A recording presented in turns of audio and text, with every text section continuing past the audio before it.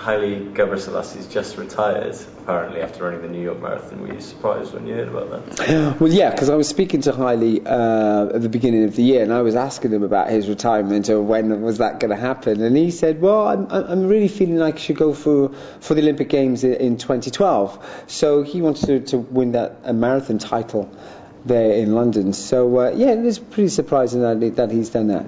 Okay. And do you have any idea why it might be? Or?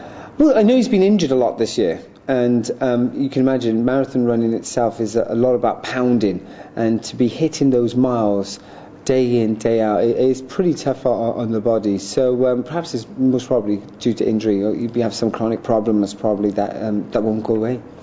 And what do you think of LewisFrancis' chances at 2012? LewisFrancis, well, he's a good Birmingham boy, that's for sure, and he has had a phenomenal season this year. You know, medals at all the major championships that he could compete in, so you've got to take your hat off to his performances.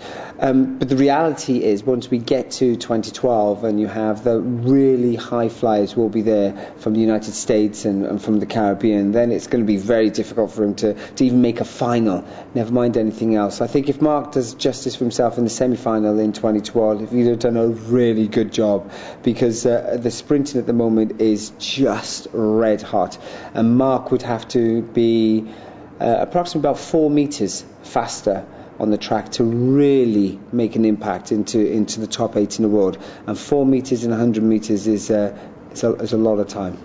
Excellent. And just finally, Paula Radcliffe's announced today that she's returning to training just 1 week after having a baby. It doesn't surprise after she delivered baby Raphael. Is his name.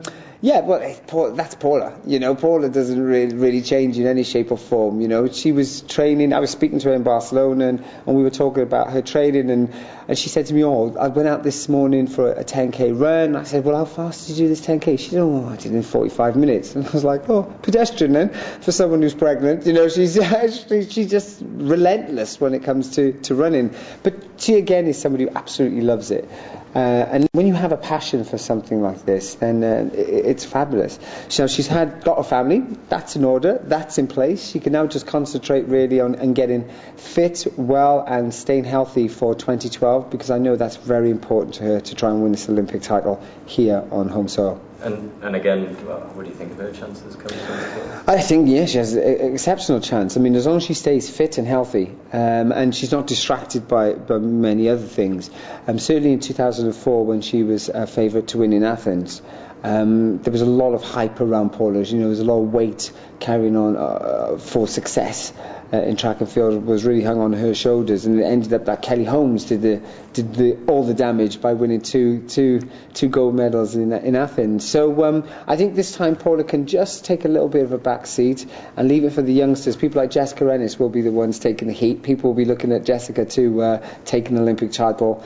So Paula can relax, enjoy it, and whatever happens in 2012, she can bow out in her career really a successful athlete.